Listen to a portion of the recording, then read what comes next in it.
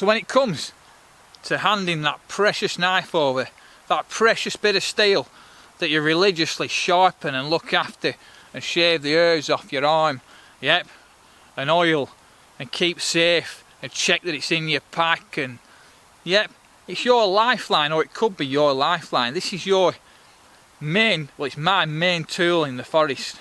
So what's my advice about handing this tool to somebody else? Don't bloody do it. That is my advice. My advice is keep that knife to yourself. I appreciate there are situations where you need to and you might want to. Yep, I work with groups, etc.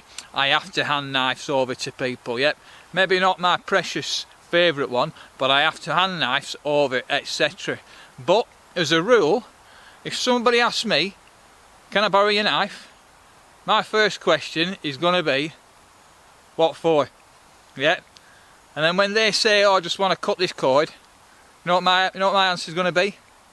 Yeah, give it here, I'll do it for you. Boom, it's done. Yep, yep. If it's I want to feather these sticks, I'll say throw them here, I'll do it. Yep, whatever. Yep. But I will avoid handing that over, because not everybody is as careful as you. Yep. What we don't want to do is we don't want to hit a rock with this. We don't want to scrape a rock. We don't want to drop it. We don't want to bend it. We don't want to do anything that it's not really designed for. And if I'm going to break this knife, I want to break it myself. Yep. I don't want someone else to do it. I don't want to have to think, oh man, do you know what I mean? I'd rather blame myself. So a lot of people, not necessarily, they just, you know, they might not appreciate it, etc. You know, I've heard stories. There was a lad who I know who left camp to go somewhere. The lad's left in camp, got his axe out of his pack and started chopping in the ground for roots and whatever they were doing, digging in the ground. He came back and his nice grandfather's axe was totally wrecked. Yep, but it's the same with knives. People will dig in the ground. People, they just they might not understand. You know, when the feather's sticking, they might lie the stick on top of a rock and start feathering, and then the next thing you know, the feathers come off. They put too much force in or whatever. Well, not necessarily too much, it's just that they've got a rock underneath, and bang, they've hit the rock and took a big chip out the end of your blade. Yep. There's a million reasons. They might start scraping tinder to fluff it up on a rock and go over the edge of the bark and across the rock. Yep, you know what I mean there, don't you? But there's loads of scenarios, so I would keep that knife to yourself. Yep, but if you have to hand it over, I'll show you the best way, because what we don't want to do is come into contact with this sharp bit here, and we also don't want the person we're passing it to come into contact with that sharp bit. We don't want to stab them with the end, we don't want to slice them with the blade. Yep, we want them to use the handle, and the only contact, if there's contact with the blade, should be the back, this bit. But I'll show you a dead simple way. There's a couple of ways that people teach, but I would scrap them all and just use this one way. So I'm only going to show you one way, the way I do it. If you like it, you like it. If you don't, you don't. Well, let's have a look at it.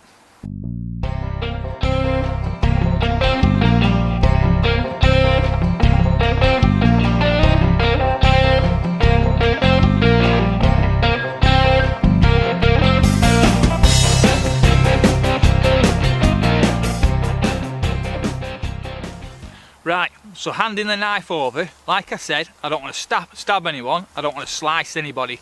So, looking at my knife here, got my knife on my belt. Somebody wants my knife, yep. So I'm going to get it out, yep.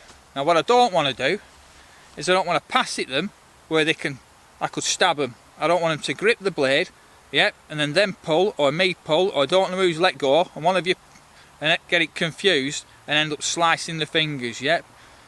So the best way, all I have to do from this grip, which is your main power grip, your main grip with the blade, yep, from that grip all I want to do is release those fingers, gripping with those two, spin it round like that. Yep. So I'm presenting the handle. Yep. then all they need to do is they can grip that handle and we can take it away. Yep.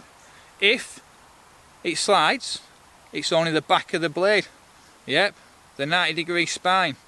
I'm not presenting the blade near anyone's hands, and it's as simple, yep, as that. Yep, that. Let them take the knife. Yep. I would even go as far as saying, yep, have you got it? Yep. Right, be careful. Look after it. Gone. Yep. Can I borrow your knife, Rick? Yeah, of course you can. There you are. Be careful. Look after it. Cheers. Yeah, simple as that. That is easily the best way for me. Boom. There you are. Yeah. Boom. There you are. Yeah, no messing. Boom. There you are. Dead quick. Dead easy. You're not having to take it out, turn it round, hold the blade, all this, think of your fingers near it, or you know what I mean, you're not messing about, it's just dead simple. Boom, there.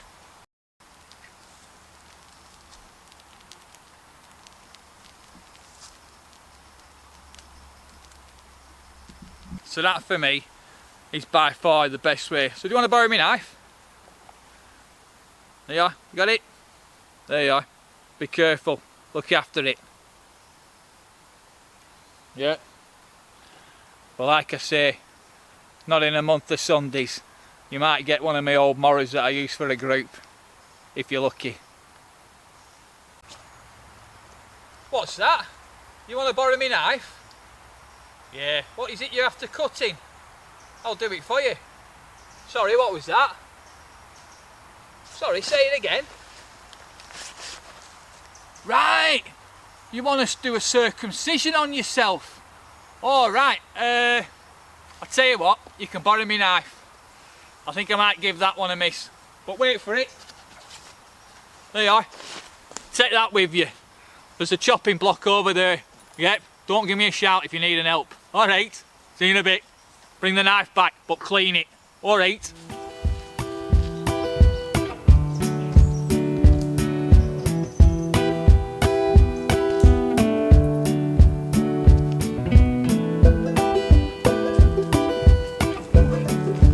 Today.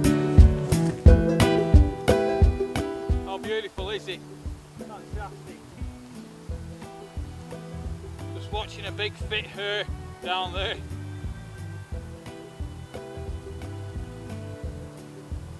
Good job Billy didn't see it, we'd have been after it. Not that he'd have a chance of catching it.